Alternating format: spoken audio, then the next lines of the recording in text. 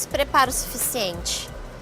Porque eu me deparei com uma situação real, assim mesmo, fato, em que um treinador, ele acabou não dando a base necessária para o atleta dele. E o atleta dele chegou em determinado campeonato não se sentindo suficientemente pronto. O que o senhor diria para esse atleta? Bom, se viu... é complicado. O atleta muitas vezes segue outras cabeças, além da dele própria, do que a do treinador. Isso é muito comum, né? Eu de imediato falo, olha, o que eu falar é lei. Mesmo que você não esteja de acordo, você vai ter que fazer isso, para mim ter um parâmetro para trabalhar você. Mas isso não é só no fisiculturismo, é no judô, é nas lutas, no pugilismo, qualquer esporte. Você tem que fazer, tanto em termos de alimentação, de treinamento, tem que ser tudo perfeitamente como eu estou mandando fazer. Se você não seguir exatamente o que eu estou mandando fazer, eu não vou poder medir e controlar as nuances de erro e acerto. Entende? Porque você fez tal coisa, não, eu pensei que era melhor fazer assado ou assim. Ou, não, fulano de tal, isso acontece muito. Então não se sabe se a culpa é do técnico, ou é do treinador, ou é do próprio treinado, do próprio atleta. Agora, numa situação que o atleta se sente assim, não em condições competitivas, não se sente com o nível técnico necessário para aquela competição, existe o lado psicológico. Às vezes você tem que trabalhar ele psicologicamente. Talvez ele acha que ele não está numa situação de confronto otimizado e está, mas ele acha que não está. Então o psicológico tem que ser trabalhado. Agora, se nada disso realmente for verdadeiro, o atleta não deve entrar na competição. Ele não está preparado realmente, emocionalmente e talvez até fisicamente, né? E aí pode ser erro dele e pode ser erro do técnico. Eu queria fazer uma outra pergunta para o senhor, assim, eu li uma frase, né, eu tenho seguido muitos atletas e um dos atletas comentou esses dias que de coach o Facebook tá cheio. É verdade isso? O que essa pessoa quis dizer com isso? Como é que o senhor vê isso? É verdade. Esse universo moderno agora das mídias sociais, né, que é recente, né? Antigamente, para ser um técnico reconhecido, ele tinha que provar isso durante anos, preparando atletas, e muitas vezes ele nem era reconhecido, né? Hoje é fácil, o cara muitas vezes nem compete, nem se formou em educação, às vezes nem isso, né? Muitas vezes nem isso. E já se julga um grande coach, um treinador. Agora o nome coach, né? É meio moderninho, isso é uma coisa que parece que vende bem, né? Na realidade ele é um treinador, é um técnico, né? Ou deveria ser, não sei. Agora tem muita gente, muita gente que anda praticando essa atividade sem ter a mínima competência. Muito pelo contrário, são totalmente incompetentes, desatualizados muitas vezes, né? E aí acabamos vendo esses absurdos que acontecem. Quem né? são os incompetentes? O que o senhor eu não vou dizer nomes, mas não é precisa, muito. não quero. Não vai dar tempo de falar tudo. Eu não quero que o senhor me diga os nomes, eu quero que o senhor me diga o que o senhor julga de quais são os defeitos, as qualidades de um incompetente. Letícia, isso é como uma profissão como qualquer outra, né? Existem competentes e incompetentes em todos os setores do conhecimento humano. Sim. Existem médicos desatualizados e incompetentes, o que você faz? Foge do cara. Né? Porque existem em todos os segmentos, todas as profissões. Mas como que a gente identifica o incompetente nessa área? Bom, é fácil, eu acho que é fácil. Basta você ver, primeiro, qual é a formação dele. Tá. O que ele fez, quais os trabalhos que ele fez anteriormente, né? Qual é a participação dele naquele universo. Okay. Né? Uma pessoa totalmente desconhecida, que de repente se lança como coach, né? Como treinador, né? Primeiro, logo de imediato, eu diria que ele não deve ser uma pessoa competente, porque normalmente essa pessoa é reconhecida no meio automaticamente. Né? Mas existem outros problemas também. Por exemplo, uma pessoa que não tem condição financeira para pagar ou eventualmente não tem uma boa genética para aquele determinado esporte e pretende ser campeão. Isso acontece muito na musculação. Para todos os esportes, para todas as atividades humanas, sejam físicas, intelectuais, profissionais, é necessário um dom nato que se desenvolve mais facilmente para chegar a níveis mais elevados. Só que na musculação ou no bodybuilding, os caras acham que não tem isso. E tem. Né? O grande fator que diferencia a pessoa comum do grande atleta, do campeão, é o potencial genético. Não há dúvida sobre isso. A ciência aponta até 90%. Só que a genética não é só ter facilidade para desenvolver grandes músculos. É também ter uma condição física de perseverança, de suportar dietas duras, de vir treinar debaixo 0 grau, 5 graus abaixo de zero ou 35 graus acima, de quando se lesionar por alguma razão, rapidamente há mecanismos naturais de cura nele, geneticamente impostos, que essa cura se processa mais rapidamente. Tem isso, uma série de nuances, né? Então, o treinador, muitas vezes, é procurado uma pessoa que não tem a mínima condição para aquele esporte, ou para aquela atividade, ou mesmo no caso do bodybuilding, para aquela categoria. Então, o que você faz? O bom técnico, o bom treinador, ele primeiro vê se ele consegue, você quer fazer, quer.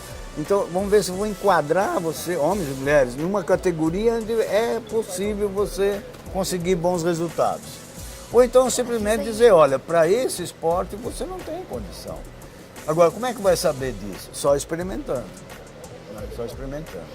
É imprescindível que um atleta tenha um treinador? Não é imprescindível. Não é imprescindível. Ele chega lá sozinho? Chega sozinho. Só que, naturalmente, antes do advento dessas mídias sociais, da própria... Enfim, até mesmo de televisão, e, cinema, revistas, e livros e tal, haviam campeões. O senhor chegou lá sozinho? Não, eu tive bons orientadores, eu tive bons mestres e que me orientaram não só no sentido do treinamento, mas no sentido também da questão social, do convívio com a sociedade, na leitura, né? Lia-se muito naquela época, né? Hoje tem coach aí que nunca leu um livro na vida dele, eu acho incrível, né? A ciência é uma coisa assim que ela não é estática, ela é dinâmica, né? Não existe verdade científica, existe uma verdade hoje que amanhã pode se modificar, pode ser melhorada, piorada ou acertada, sei lá. Mas então a ciência caminha, ela não é estática. O conhecimento humano não é estático, ele muda, né? Ele evolui, ele cresce. Então o que acontece muito também é que a pessoa sai da faculdade, por exemplo, de educação física, já que estão falando de esporte, e acha que a partir do momento que ele pegou o canudo na mão, nada mais aconteceu. É um grande erro. Ele tem que continuar. Aliás, aí é que ele vai aprender. Aí é que ele vai aprender. Porque, por exemplo, o conhecimento empírico, o conhecimento prático, tem sido sempre, e continua sendo até hoje, a grande ferramenta da ciência. Né? Porque a ciência precisa daquelas pessoas que durante anos, né, acompanharam dezenas, centenas, milhares de pessoas fazendo determinado trabalho e ver qual é a visão deles sobre as resultantes daquilo, né? Então a ciência reconhece isso, né? Se a ciência reconhece isso, todos deveriam reconhecer também. Infelizmente não é o que acontece. Muitas vezes o coach é reconhecido porque ele fez a educação física, ele fez uma pós-graduação, ele fez uma especialização, ele fez um mestrado, fez um doutorado, mas na prática ele não conhece nada. E aí, como é que fica? Como é que fica o atleta? Ele tem grande chance de preparar, de fazer uma preparação errada, então. correto? Tem. De não levar o atleta a ser Pode campeão. acontecer, acontece muito. Se ele não for privilegiado geneticamente, se o atleta não for privilegiado geneticamente, a chance desse coach errar é grande. Não, inclusive privilegiado geneticamente, porque quem não é privilegiado geneticamente, claro que ele vai ter resultados positivos, mas são menores. Porque, por exemplo, altos níveis competitivos, como é, por exemplo, chegar a um mundial, aqui todos eles serão fenômenos genéticos. Em maior ou menor nível, mas todos eles são pessoas geneticamente bem constituídas. Não só fisicamente, mas também uma cabeça boa voltada para esse tipo de atividade. Tem que gostar primeiro, né? Se você não gostar, nada acontece. Se você não tiver amor, não acontece. Nada, né? Você precisa gostar do que faz. E aí, em segundo plano, para atingir esses níveis, como você vai ver amanhã aqui no campeonato mundial, você vai ver fenômenos genéticos, todos eles. Ninguém vai chegar através de alguma droga milagrosa ou através de um preparador físico sobre-humano, né, em poucos meses colocar o cara para competir num palco do Mundial de Bodybuilding. Isso não existe. Qual é o tempo médio numa preparação normal? Eu já vi atletas competindo em níveis de estreantes com 3 anos de treinamento. Já vi. Não é comum. Normalmente 5 anos, 6 anos, né, de treinamento. Desde que ele seja bem orientado, né? Com alguns meses de treinamento, já pode-se observar se o atleta tem ou não uma boa genética. Atleta não, a pessoa interessada tem ou não uma boa genética, né? E depois você tem que ir explorando isso através de uma boa nutrição, uma boa suplementação, aí mais lá para frente tem esses fatores ergogênicos, mas a disciplina, né, para treinar, o foco é fundamental. Se você não tiver foco, não tiver disciplina, não vai acontecer nada também, né? Por exemplo, você não vê um atleta, né? Você não vê um atleta de nível, né, elevado em academias treinando com celular. Falando no celular no intervalo, eu não vejo isso. Um atleta, ele está focado no treino 120%. No intervalo de descanso dele, a cabeça dele está funcionando em que sentido? Será que eu fiz bem essa série?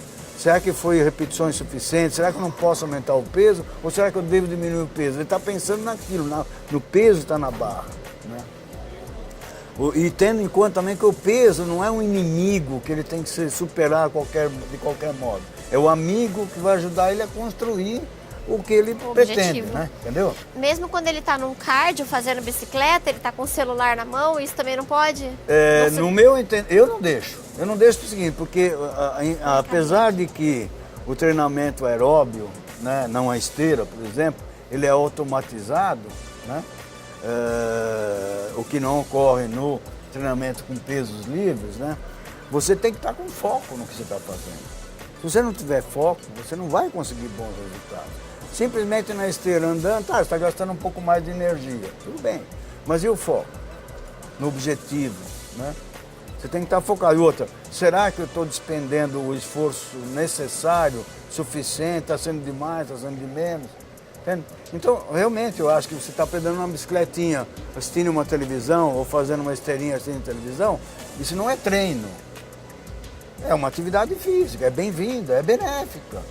Mas se você pretende grandes performances, então me desculpa, tira a televisão, tira o celular, né? Tira uma musiquinha. Fica a dica, hein?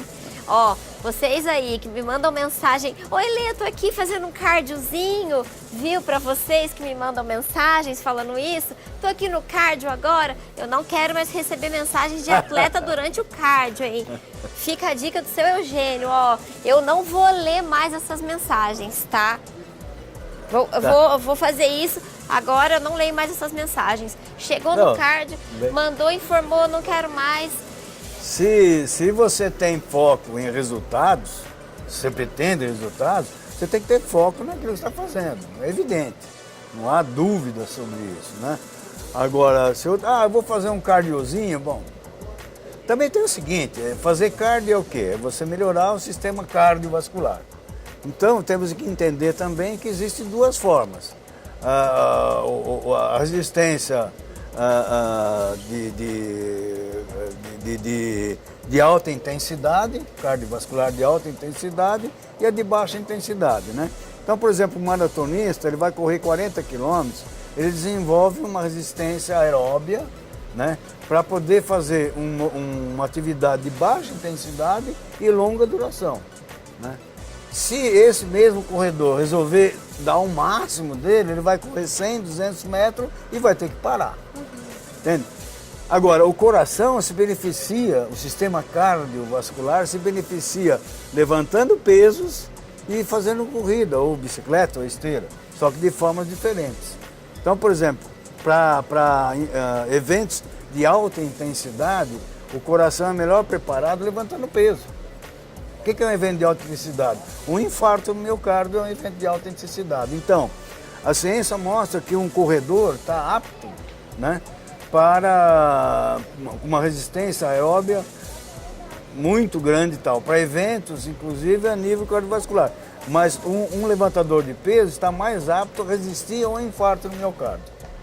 Ele resiste com mais facilidade, porque o coração dele está mais condicionado com aquela coisa violenta, momentânea, que é um infarto. Por que todo mundo, as pessoas, como eu venho fazendo muitas entrevistas, as pessoas vêm me perguntando, nossa, mas por que ele é assim? E eu não sou uma pessoa técnica, eu não sei responder. Então eu queria, eu vou te fazer uma pergunta que todo mundo me faz. Essas veias, né, as veias de vocês, por que elas ficam tão calibrosas?